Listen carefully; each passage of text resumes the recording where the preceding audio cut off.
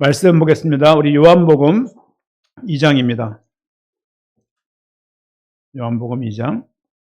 우리 조금 전에 피난처에 있으니 찬양을 불렀는데요. 찬양을 부르면서 그 생각이 들었어요. 저 찬양을 참 많이 불렀는데 그런 생각을 했어요.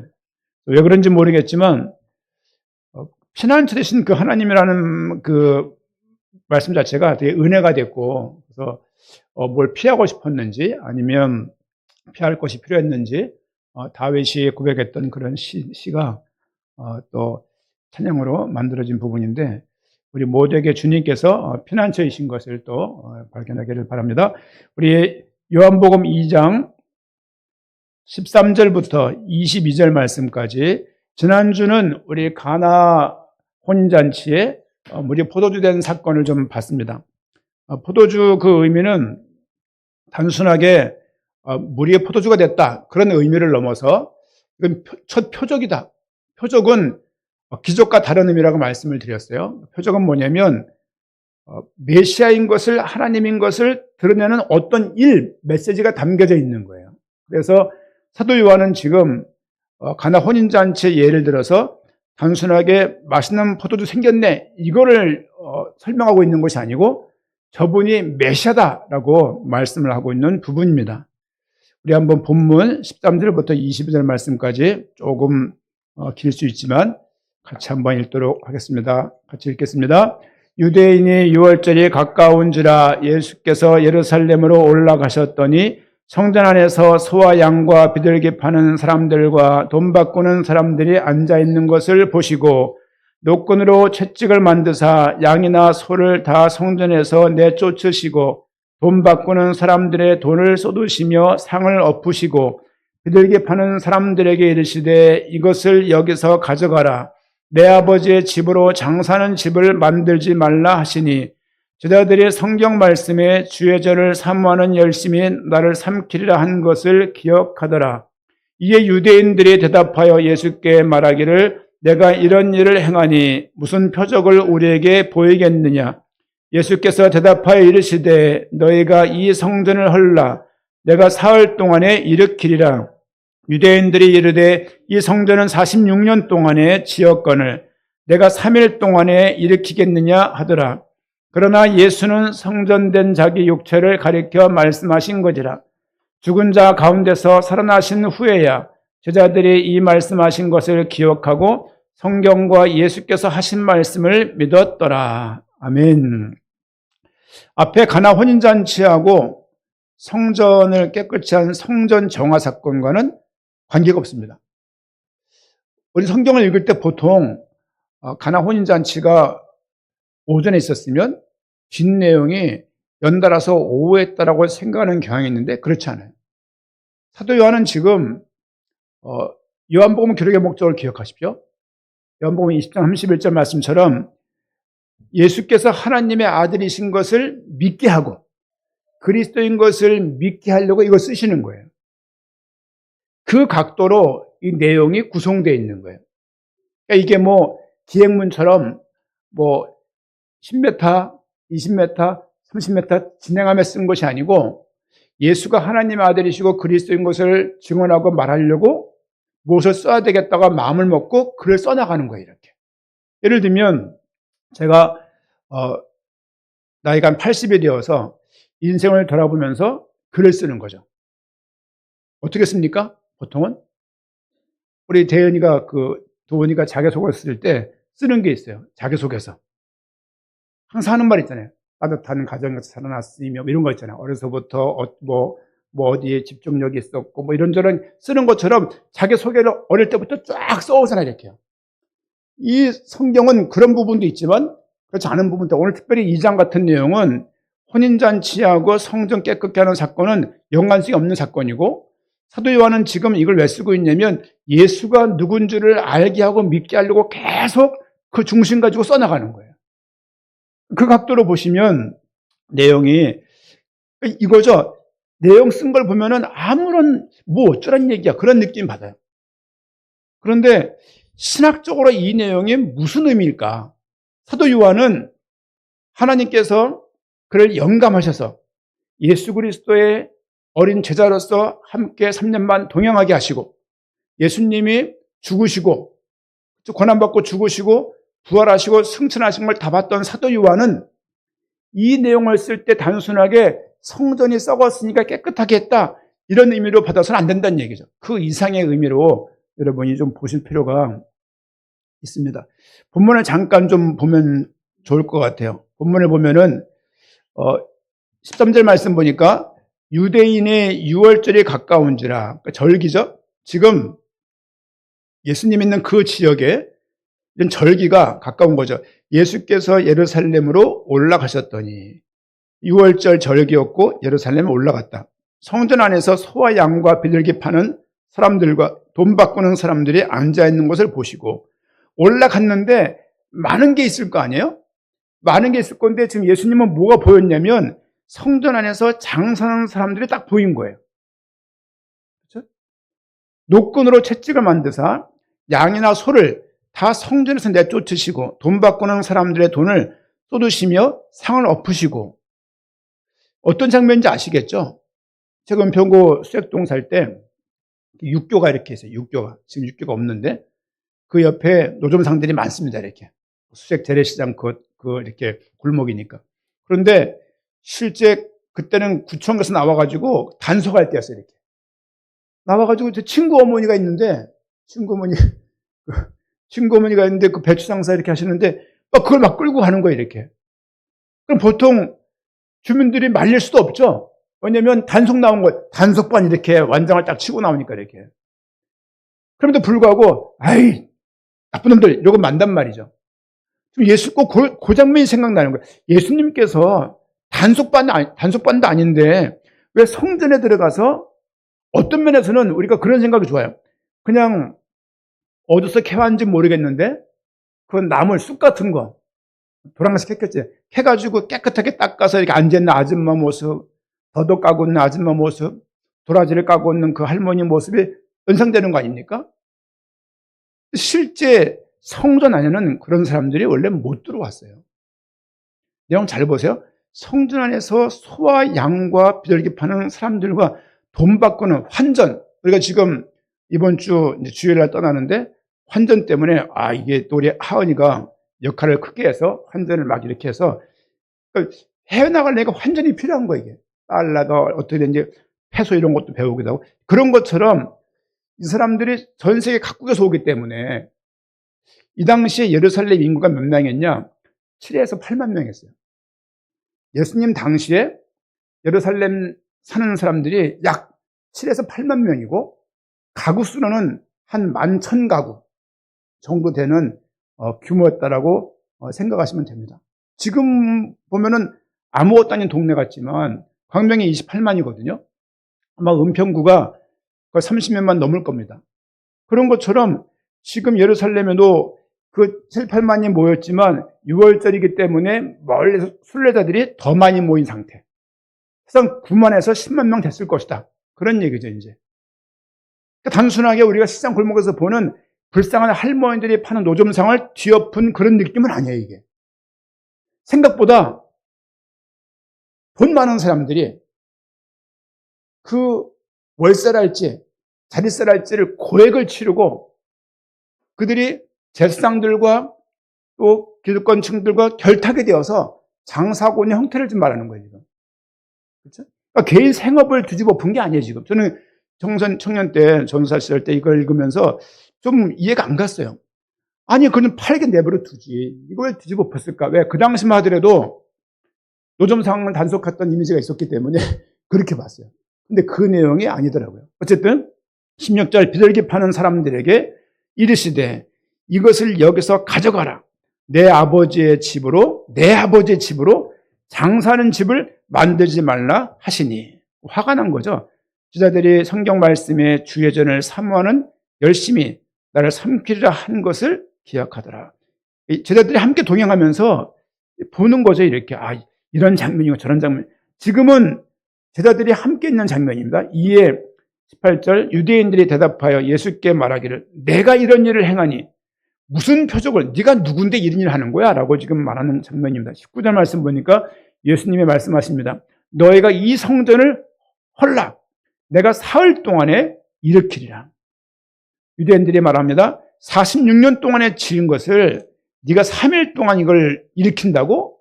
이게 말이 예수님의 지금 말씀과 유대인들의 지금 생각이 맞지 않는 거죠, 지금요. 21절, 그러나 예수는 성전된 자기 육체를 가리켜 말씀하신 것이라. 지금 3일을 얘기하는 이유는 예수님의 부활을 지금 의미하는 거예요. 그러니까 지금 예수님의 말하는 각도하고 이 말을 받아치는 변증하는 그 유대인들 사람들하고는 생각이 아예 다른 거예요. 그렇죠? 22절, 죽은 자 가운데서 살아나신 후에야, 말씀 잘 보세요. 죽은 자 가운데서, 예수님이 죽은 자 가운데서 살아나신 후에야 제자들이 이 말씀이 무슨 말인지를 그때 비로소 기억하고 예수께서 하신 말씀을 그때서 믿은 거예요. 그러니까 지금 요한복음을 쓰는 사도 요한은 현재 있는 일을 막 써나가는 그런 어떤 도도식이 아니라 다 경험한 다음에 과거를 회상하면서, 야, 그때 알고 보니까 예수님이 성전에서 그때 한번 진상 부렸잖아. 다 뒤집어 엎었잖아. 야, 그때 그 말씀이 이런 말씀이었네. 예수님의 부활을 보고 비로소 그때 하신 그 말씀이 이 말이었구나를 그들이 깨닫고 있는 겁니다. 이런 점은 성경의 배경을 가지고 이 말씀을 통해서 우리가 어떤 내용을 알아야 되겠냐 말이죠. 오늘 말씀 제목은 성전 정화의 의미입니다. 성전을 깨끗하게 하게 하신 그 의미가 무엇인지를 좀 내용을 보고자 하는데요. 우리 그 배경에 대해서 말씀을 잠깐 드리면, 성전의 성전 단순하게 예배 장소 정도가 아니고, 기억나시죠? 성막을 지었다. 어디에서? 출애굽기에서. 마지막 장에서. 성전을 봉헌한 이후에 그들의 행진을 시작해요. 성막을 만들기 전까지는 행진을 허락하지 않았어요. 성막, 제사, 예배를 하기 전까지는 그들을 길을 가게 안 했다고요. 수시는 몇 살 크죠? 그 성막이 조금 진전이 되면서 포로가 되어 갔을 때 성막을 갈 수가 없으니까 포로된 그 지역 바벨론 아수르에서 만든 게 회당이에요. 그렇죠? 그 이후에 또 그 앞전에 솔로몬의 다윗이 소원을 가졌고 준비 다 해놓고 솔로몬이 성전을 짓죠. 성막이 성전이 되어져. 성전 내에 성막에 들어가 있는 거예요. 지금 그러다 보니까 성막에 있다 보니까 왜 성막을 주셨냐면, 우리가 지난번 주일날 봤던 것처럼 백성들이 하나님께 나올 수 없으니까 제사라는 방법과 성막이라는 어떤 구조물을 통해서, 예배 처소를 통해서 하나님께 간접적으로 나갈 수 있는 어떤 길을 만들어 놓은 거거든요. 이게 예수님이 돌아가시고 십자가에 죽으실 때 휘장이 찢어지잖아요. 다 연결되는 거예요, 이게. 내용을 보게 되면 단순하게 예배 장소가 아니라 거대한 경제 시스템이에요. 9만 명, 10만 명이 이곳에 와서만 그 독점을 하고, 독점. 다른 데 성전이 없어요. 중앙집권. 성전이 지역마다 동부 지역에 하나, 서부 지역에 한 개 있는 게 아니라 그냥 중앙에 딱 하나 있는 거예요. 이 하나 중심으로 모든 제사가 다 진행되는 거예요. 얼마나 많은 경제가 흘렀겠냔 말이에요, 거기에. 그래서 성전세를 그 모든 남자들한테 1년에 한 번씩 성전세를 받았어요. 로마 화폐로. 한 반세겔 정도.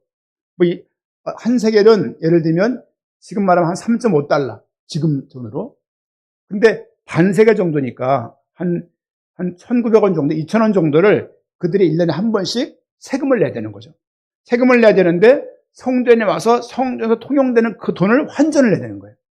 그때 발생 뭐가 합니까? 수수료를 막대하게 부담하게 해가지고 경제적인 착취를 하는 그 분위기가 성전 내에 가득했던 거예요. 그러니까 성전 안에서 환전상들이 자리 잡고 있고 높은 수수료를 부과하면서 경제적인 착취를 하고 있는 거예요. 이것을 예수님이 알고 있는 거죠. 그러니까 성전 경제와 상업화된 어떤 그 성전 시스템을 예수님이 보신 거죠. 또 제사용 짐승을, 동물을 생각해 보십시오. 한 100km를 가야 되는데 동물을 어떻게 끌고 오냐고, 양을. 오다가 다칠 거 아니에요, 이제. 그러니까 성전에 오면 감사하게도 한 코너 부스가 있어가지고 품없는 동물을 살 수가 있는 거예요. 쌀까요, 비쌀까요? 내가 키웠던 양보다 더 비싼 거야. 얼마나 기록을 보니까 한 10배 이상 비쌌대요. 여러분, 같은 음료수라도 동네 마트하고 공항하고 같습니까? 달라요. 같은 체인점이라도 공항에 있는 건 값이 달라. 의뢰권 그냥 많이 주고 먹잖아, 우리가 기본적으로. 그렇죠? 예전에 필리핀에서 돌아올 때 너무 피곤한 거야, 이제. 거기서 간단하게 라면 3개인가를 먹었는데 와서 보니까 2만 얼마 돈인 거예요. 깜짝 놀랐네. 근데 평소에 안 먹는 그 라면이 공항에서 팔기 비싼 거죠, 이렇게. 그런 것처럼 생각해 보십시오. 외부에서 동네 사람들이 동물을 잘 키워서 사서 끌고 왔어. 근데 성전에 오니까 검사관이 아이 동물 이거 아니야, 이거 얘 아픈 것 같아. 안 아픈 건데 아니야. 돈 주고 저거 사. 이렇게 되는 거예요. 알선을 하게 되면 알선비를 받고 수수료를 받고 그래 가면서 성전 내에서 파는 동물만 제사로 허용하는 그런 문화가 잡고 있는 거죠. 그러니까 어느 특정한 사람들은 어마어마한 돈을 버는 거예요. 그 사람들과 누가 연결되어 있습니까? 제사장이 연결되어 있는 거예요. 그러니까 제사장들이 그냥 기득권을 가지고 있으니까 허가한 사람만 장사할 수 있는 거예요. 허가한 사람만 환전할 수 있고 허가한 사람만 들어와서 무엇을 할 수 있는 것이죠. 그러니까 제사장들이 막대한 권력자가 되는 거예요. 권력을 또 거기다가 로마인들이 지배를 할 때 중간에 제사장들을 껴서 그 일을 같이 하면서 경제적인 것을 나눠 먹는 이런 일들이 그 성전의 문화가 되어 있는 거죠. 단순하게 교회에서 무슨 엉뚱한 짓하고 막 그랬겠다는 게 아니라 이미 오랫동안 그 성전을 하면서 제사를 드리면서 어떤 면에서는 편리를 위해서 제공하려고 만든 것이 맞지만 결과적으로는 하나님은 사라지고 제사장들이 정치적인 입지가 막강해지고 경제적인 그 부분들이 막강해지고 하면서 성전의 원래 의미는 사라진 거예요. 예수님은 이것을 알고 있는 거예요.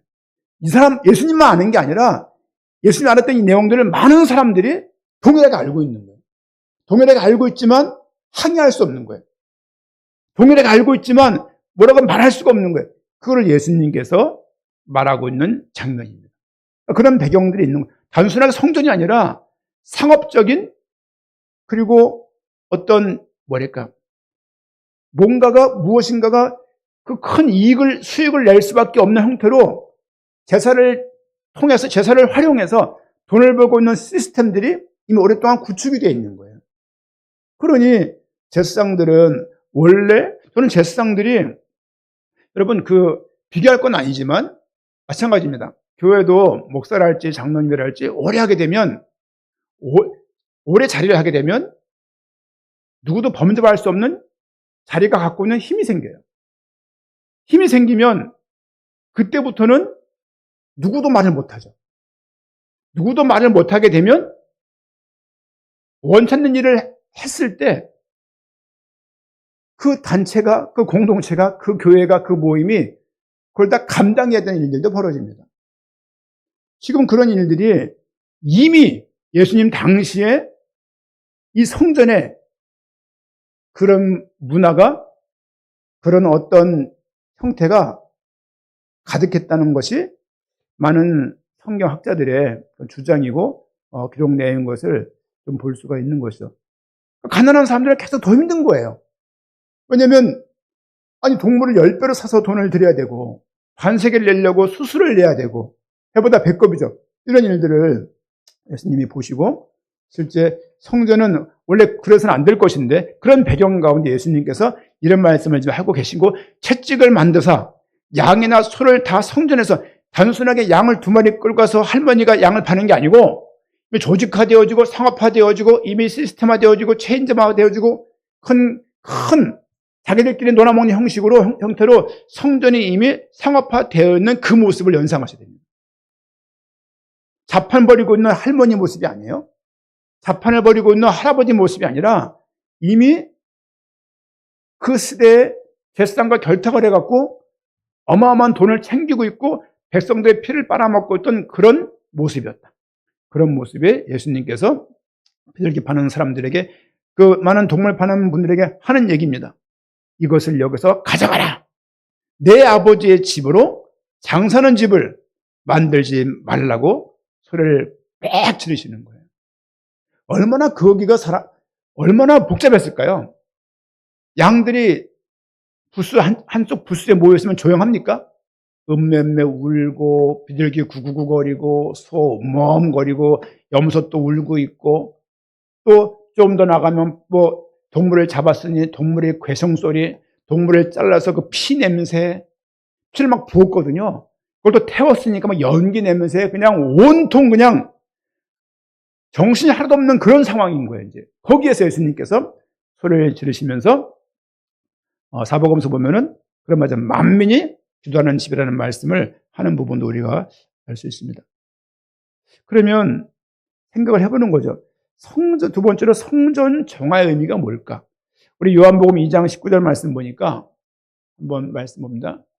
앞에 보이시나요? 조금 글씨가 작은데 한번 요한복음 2장 19절 말씀 같이 한번 읽겠습니다. 예수께서 대답하여 이르시되 너희가 이 성전을 헐라 내가 사흘 동안에 일으키리라. 주님께서는 소리를 지르시면서 그들과 변론을 하면서 헐어버려, 사흘 내 지을 테니까 일으킬 테니까 라는 말을 하면서 이 말 때문에 예수님께서 유대인과 척을 지게 돼요. 생각해 보세요. 이스라엘 백성들한테 성전이 어떤 의미냔 말이에요. 모세가 시내산에 올라가서 성막을 지을 것을 매뉴얼을 그대로 받고 성막을 지어서 1400년 동안 지금 진행되고 있는 제사라고요. 1400년 동안 성전을 좀 짓고 있는 거예요. 근데 어느 날 열댓 명 무리들하고 몰려다니면서 뭐 하는 사람들이야 저놈들, 그렇게 손가락 봤던 그 일당의 대표격인 예수님께서 이 성전을 헐어버리라고 말을 하면 이것은 유대인들을 굉장히 건드리는 거예요. 벌집을 쑤신 거 똑같은 거예요. 이거는 하나님의 백성으로 성전이 있는 이 성전 근처에 난 산다. 성전 비유. 난 성전 근처 살아. 난 성전에 가봤어. 성전에 가봤어. 이렇게 한 민족의 중심 있는 성전을 장가도 안 간 32세 됐을 만한 청년이 와가지고 이런 말을 하니 유대인들이 그 말을 듣고서 아멘을 했겠습니까? 아멘할 리가 만무죠. 구약에서는 성전이 하나님을 만나는 장소였습니다. 그러나 신약에서는 이제는 예수님이 참된 성전이라는 것은 성전이라고 새롭게 선언하는 거예요. 요한복음 2장은요, 내가 메시아다 이 의미로 포도주 사건이 등장했고, 이 성전의 이 제사의 주인인 나라고 지금 사도 요한은 예수님을 성전의 주인이라고 쓰고 있는 거예요. 지금 그런 신학적인 의미가 2장에 포함되어 있습니다. 그냥 예수님께서 헝클어진 교회를 보고서 이런 거죠. 목사님이 교회를 나왔는데 청소년들이 집에 안 가고 교회에서 다 자고 있어. 막 자고 있고 막 그냥 담배 피고 막 그러고, 그걸 보고 화낸 정도가 아니라, 그렇죠? 그런 의미가 아니라, 그 윤리적인 문제가 아니라 내가 메시아인 것을 스스로 선언하는 그런 사건이라는 얘기죠. 성전이 하나님을 만나는 장소였고, 유대인들이 생각했던 그 로마서 기억나시죠? 로마서 2장 기억나시죠? 우리는 선민이다. 우리는 성경을 받은 사람들이다. 우리는 율법을 받은 율법. 모세가 쓴 그 성경을 받은 자부심과 우리 할렐루야 받은 구원받은 민족이라는 자부심 있는 그들에게, 그들의 중심이었던 성전을 건드는 이 사건은 이스라엘 민족들을 발칵 뒤집는 사건이에요. 그걸 예수님이 혼자서, 아마도 옆에 있던 베드로와 요한이 뜨끔했을 거예요. 왜? 사전에 논의한 결과를 말하는 게 아니잖아요. 예수님이 그곳에 가셔갖고 성전을 보고서 갑자기 이 말을 막 하시니까 쟤들도 혼란스러운 거예요. 사도 요한은 이 내용을 근데 왜 쓰고 있냐? 이 혼란스러운 내용을 왜 쓰고 있냐? 그분이 그리스도이시고 그분이 메시아이시고 참 성전이신, 이 성전은 모형이고 저분이 원형인 것을 말하고 있는 의미가 이 본문에 담겨져 있는 의미입니다. 또 구약은 성전이 그랬고요. 성전 중심에서 예수님 중심으로 바뀌는 거예요. 그렇죠? 그리고 구약의 제사 중심에서 이제는 예수님의 속죄로 내용이 바뀌고 있다는 이야기를 사도 요한이 지금 하고 있는 것입니다.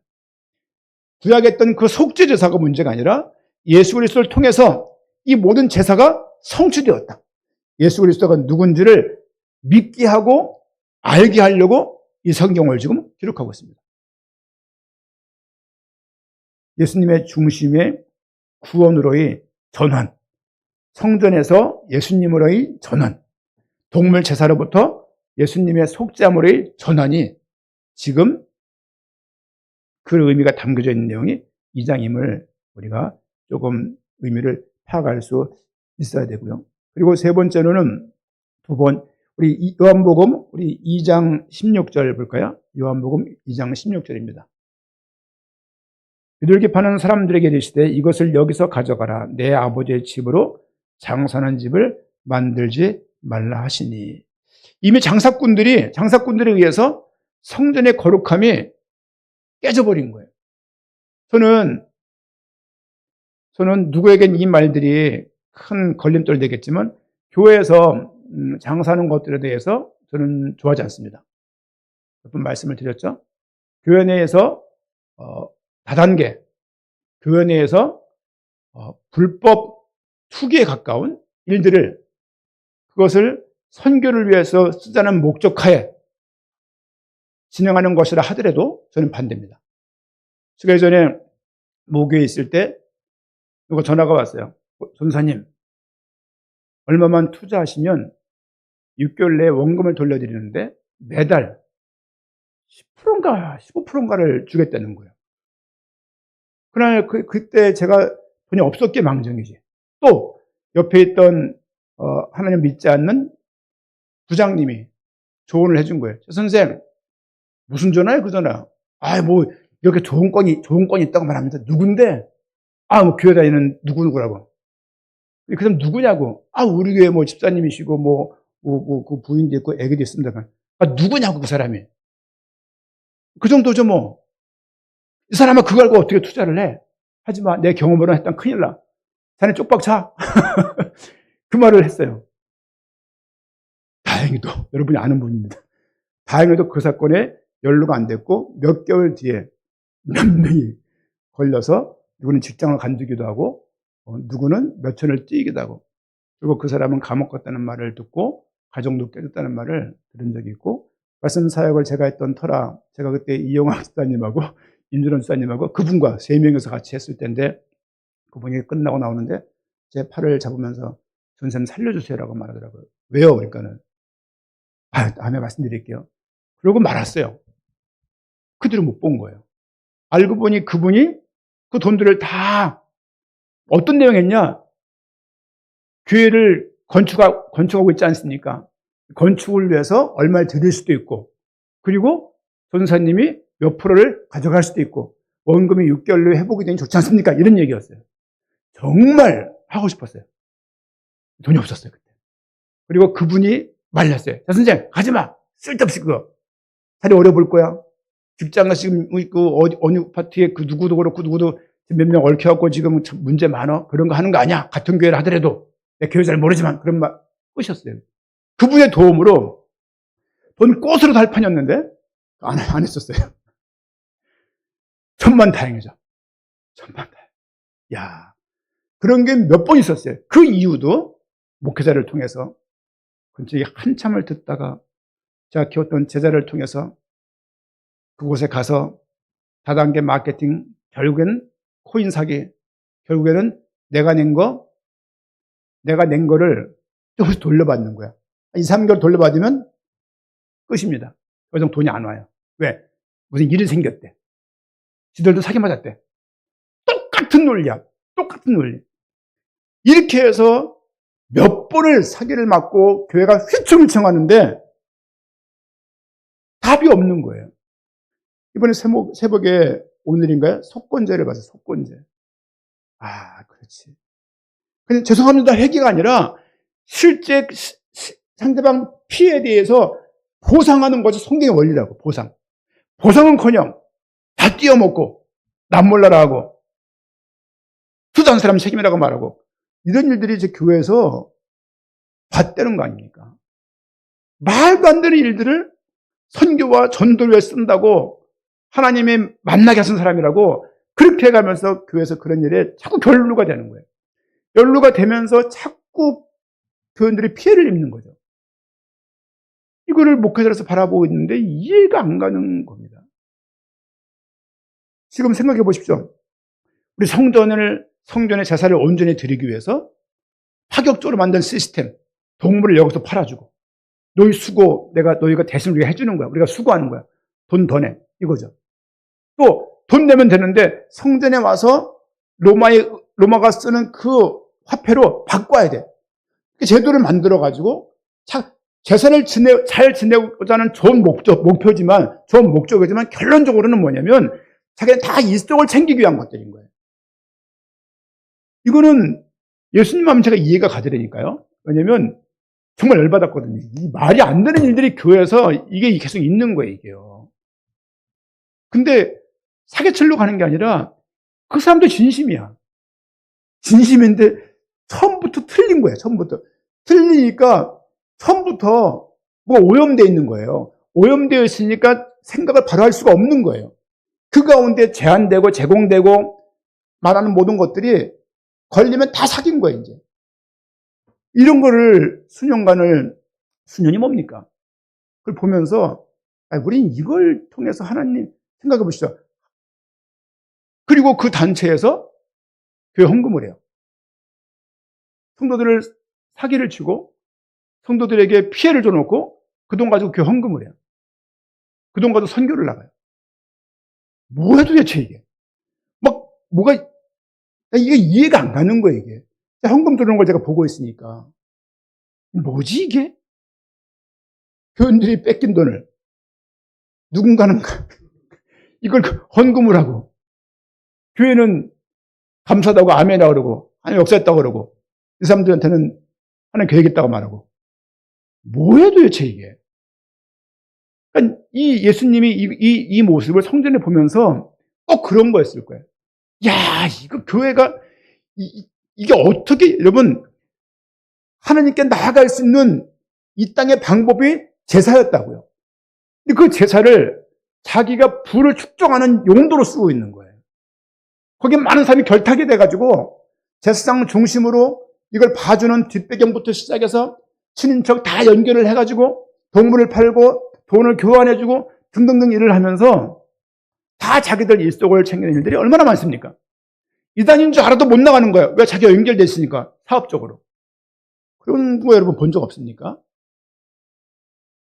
그러니까 이게 복음 가지고 교회가 한번 고민을 할 법한데 고민을 안 해요. 왜? 당장 내가 이 사람들과 헤어지면 나한테 주는 이득이 별로 없잖아요. 있으면 그냥 번전인데 나감으로 해서 모든 게 다 끊기는 거 아니에요. 다 끊기면 있는 게 편하죠. 그동안 축의금 낸 게 몇 건이고 조의금 낸 게 몇 건이고 직장 간다는데 그동안 조의금 낸 게 몇 건인데 직원이 몇 명, 400명 아니에요. 얼마나 많겠어요. 누군지도 모르고 내는 거 누군지도 모르고. 그렇게 20몇 년을 했는데 나오니까 그것도 아깝더라고 보니까 그것도 이제. 노조 이런 거 돈 낸 것도 있잖아요. 그 회의 같은 거 다 돌려받았습니다만은. 그러니까 이게 그런 거예요, 이게. 그런 것들을 사람들이 자르기가 쉽지 않아요. 그러니까 이게요, 지금 이게 성전 얘기, 예수님 당시 얘기가 아니라 현재 우리 현대 교회를 한번 생각을 해보자는 거예요. 저분은 믿음이 없는데 장로가 된 거야. 장로가 되어서 사업을 크게 한다는 이유로 장로가 되어서 이것저것을 막 회사에서 하는 것처럼 자주우지하는 거죠. 나이 걸린 전사를 자기 애로 알고 청년으로 알고 야자 이렇게 하고 좀 많이 봤습니다.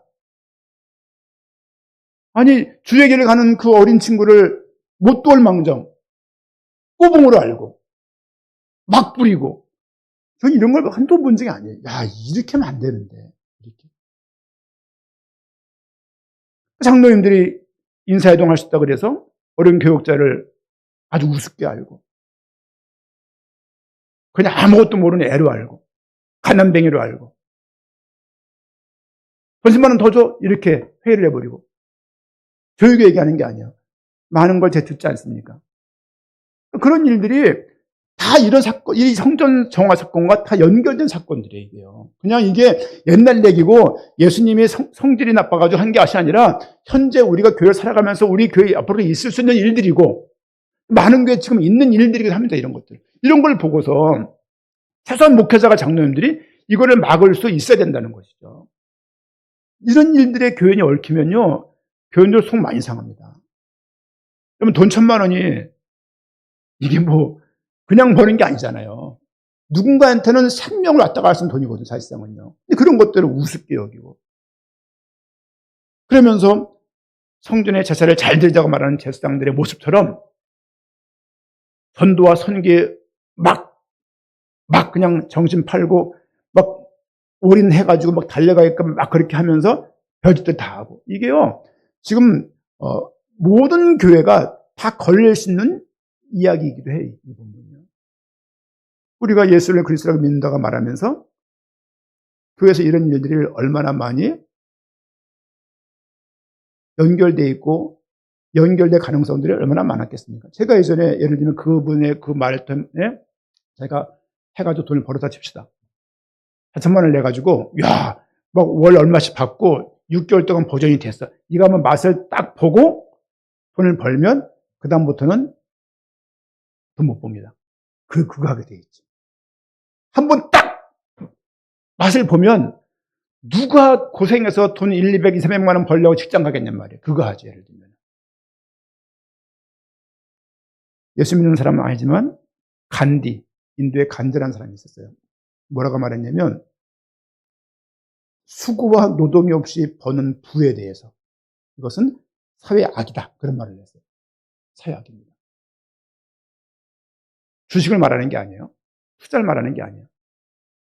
사기성의 농만, 정체불명에 아무것도 없고 말만 있는 그냥 10원짜리 막 이거를 막 부풀려가지고 500원 될 것처럼 말을 한 다음에 쭉 모아놓고 나중에 튀어버리고 이거 투자한 거 돈 못 받아요 거의요. 5억 미만은 고발도 안 되거든요. 이게 막 꼬여가지고 나중에 다 나가 떨어져요 이렇게. 그러니까 이런 일들을 하면서 그 입으로 주님을 부르고 그 입으로 하나님 찾고 그 입으로 기도하고 그 손으로 그 돈 가지고 헌금하는 그 모습은 지금 오늘 성전을 정화하신 예수님의 이 모습에 정화를 당해야 될 대상이기도 합니다. 저는 개척교회지만 큰 교회에 비해서 많은 것들이 부족하고 그렇지만 그렇다 하더라도 입을 즐겁게 하려고 교회를 그런데 사용하고 싶지 않습니다. 그게 최영신 목사의 마음이에요. 왜냐하면 본의 아니게 너무 그걸 많이 봤어. 반면교사. 그렇죠? 저렇게 하면 안 되겠다. 그걸 너무 많이 봤어요. 이게 누구에겐 욕이 될지 모르겠지만 그런 의도 아닙니다. 교회가 그렇게 하면 안 된다는 거예요. 제가 지난 교회에서 이렇게 파송을 받으면서 마지막에 설교를 했을 때 마지막 마디가 그 마디였어요. 잘하겠습니다. 잘하겠습니다. 그동안 감사했습니다. 이 얘기였거든요. 왜냐면 잘하겠다는 얘기는 교회를 후딱후딱 빨리빨리 모아서 부흥시켰다는 말이 아니라 정말 조금 느린 것 같아도 정도를 가겠다는 그런 말이었고 왜 교회가 북적북적대고 으쌰으쌰대고 막 소리 고래고래 지르고 여기저기 막 가서 이 나라 저 나라 막 갔다가 왔다 하고 한 번 나가면 30명씩 나가고 한 달 반씩 체류하고 대륙을 뭐 옮겨가면서 비행기를 수십 번을 타면서 수많은 사람들이 복음 가지고 뒤집어주는 것도 받고 열몇 시간 가서 막 고산병 걸려가지고 볼리비아 에랄토라는 수도 올라갔어요. 4천 몇몇 타예요, 수도가. 비행기 내리자마자 휘청휘청해요, 막 그냥. 걸을 수가 없어요, 숨이 가빠가지고. 여러분, 백두산이 2,700m예요. 내린 곳 4천 몇몇 타니까 그 고원지대, 안데스 산맥이 보이는 거기에서 숨가쁜 그거로 복음을 전하고 사람들이 막 그 복음 맞다고 박수를 치고 아멘이라고 외치고 다 좋아요. 다 좋은데 교회가 이 모양이라면 그거는 아니지 않습니까? 그렇죠? 이거는 예수님만 분을 토할 일이 아니라 우리 모두가 이런 거 보고 분을 토할 수 있어야 됩니다. 그럼 교회가 좀 부족해도 교회가 얼마나 귀한 줄 알고, 그렇죠? 교회가 또 어떤 의미로 가치 있고 교회가 어떠해야 되는지를 온 교회가 같은 생각과 같은 믿음을 갖는 것이 중요하지 않을까. 많은 것을 많은 사람들에게 드러난 교회가 아니라 하더라도 하나님의 말씀 붙잡고 온전히 주님께 나아가는 것이 맞지 않나, 그런 생각을 하게 됩니다. 세 번째로는 예수님이 그리스도이시면서 그분이 참 성전입니다. 처음에는 배경에 대해서 말씀드렸고, 두 번째는 성전 정화의 의미를 말씀드렸고, 세 번째는 예수님이, 예수 그리스도가 참 성전이다. 우리 말라기 3장 1절 말씀 봅니다. 말라기 3장 1절.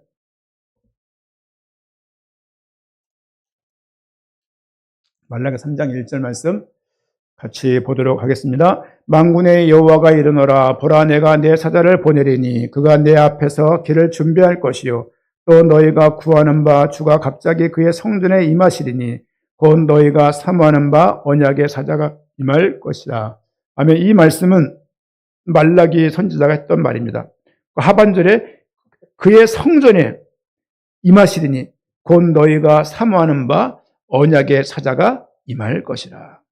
주님께서 메시아가 성전을 정할 것을 말라기 선지자가 말씀을 하고 있습니다. 2절 말씀 보니까 3장 2절, 그가 임하시는 날을 누가 능히 당하며 그가 나타나는 때에 누가 능히 서리요 그는 금을 연단하는 자의 불과 표백하는 자의 잿물과 같을 것이라. 그가 은을 연단하여 깨끗하게 하는 자 같이 앉아서 레위 자손을 깨끗하게 하되 금은같이 그들을 연단하리니 그들이 공의로운 재물을 나 여호와께 바칠 것이라. 그들을 깨끗하게 할 것이라고, 성전 정화할 것을 말씀을 예언하고 있고, 이 말씀의 응답으로 주님께서 이 사건을 또한 벌이고 있는 거예요. 이 내용들을 제자들이 예수님 돌아가신 다음에, 부활하신 다음에, 승천하신 다음에 깨닫는 거예요. 이게 그 말이었다는 거죠. 지난 가나 혼인잔치에 메시지를 드리면서 제목이 제자들이 믿으니라가 말씀 제목이었습니다. 기억나십니까? 지난주에.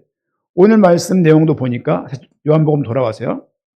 말씀을 좀 정리하고 싶은데요.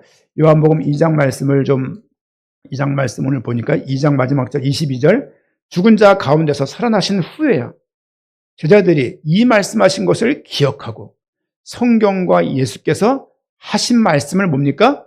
믿었더라. 앞에 했던 그 내용들도 제자들이 예수님을 결국 그리스도로 믿게 된 거예요. 성전 이 사건을 통해서 결국 제자들이 뭘 알게 되었냐면 예수님이 그리스도인 것을 또 알게 된 것입니다. 21절 말씀 보니까 그러나 예수는 성전된 자기 육체를 가리켜 말씀하신 것이라. 지금 3일 만에 성전을 세우겠다는 그 이야기는 사실 예수님께서 자신이 성전인 것을 지금 말씀하시는 거예요.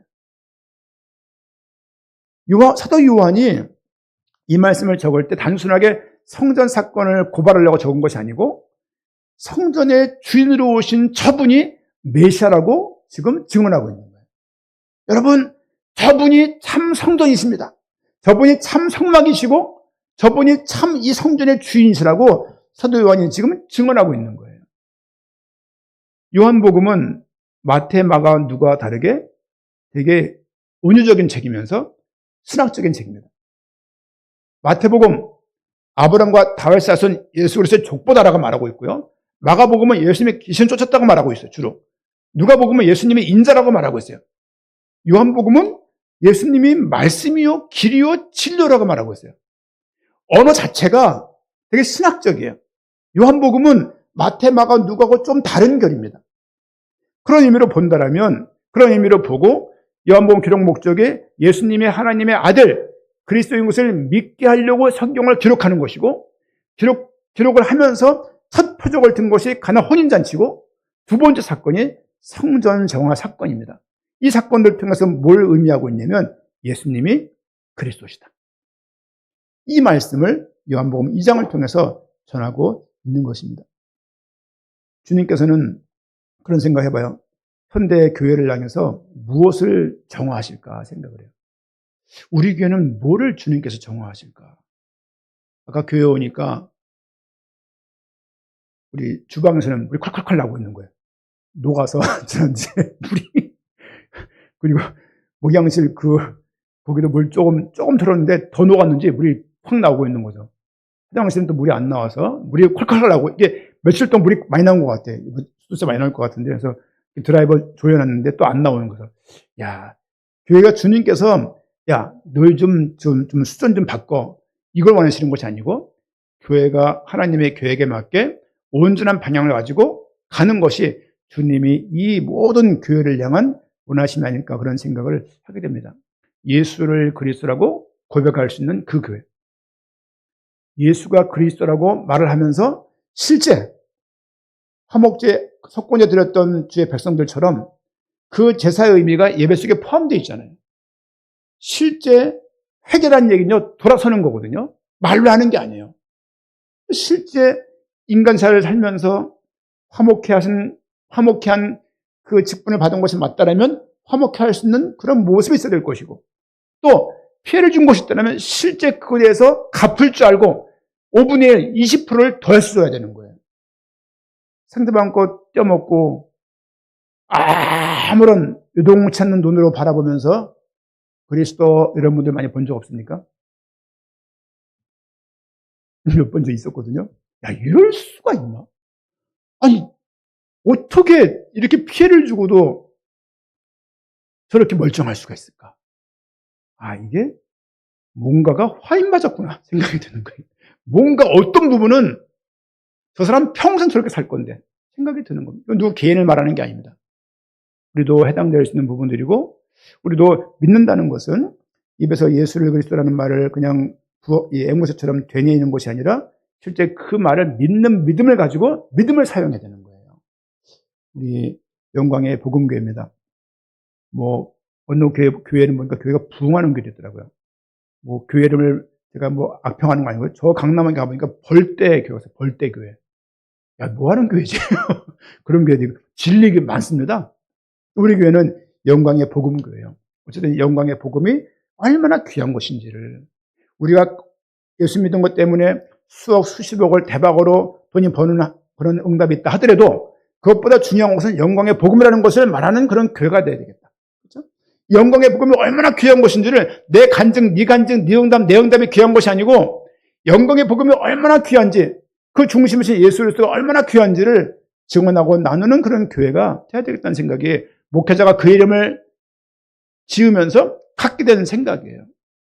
주 영광을 위해 살아야 되겠다. 부흥도 아니다. 응답도 아니다. 개인 차원의 치유도 아니고, 중요한 것은 이 복음이 얼마나 영광스러운지를 우리 모든 아이부터 시작해서 노년에 이르기까지 이거 말을 하며 살아가는 교회면 좋겠다. 그 마음 가지고 절박한 가운데 주신 교회 이름이지만 너무 잘 졌어요, 교회 이름. 스스로 감사하고 그러는데 전국에 한 교도 없습니다. 같은 이름이. 그러면 호주인가 어딘가에 교회 하나 있어요. 누가 영어를 검색해 봤는데 호주인가 뉴질랜드가 어디 교회 하나 있더라고 보니까. 이렇게 유일무이한 교회를 우리에게 또 주시고, 이번에 성전을 깨끗하게 하신 주님의 그 심정에 되면 좋겠고, 교회가 무슨 장사를 위한 도구랄지 아니면 한두 개인의 일속을 챙기기 위한 수단으로 쓰임받는 일은 없어야 될 것입니다. 이 교회 자체가 귀한 것이고 주님께서 피값으로 사신 교회입니다. 그렇죠? 성전 되신 그리스도를 바라보면서 온전한 믿음을 가지고 영광 드리는 우리 모두가 되어야겠습니다. 아멘. 우리 한번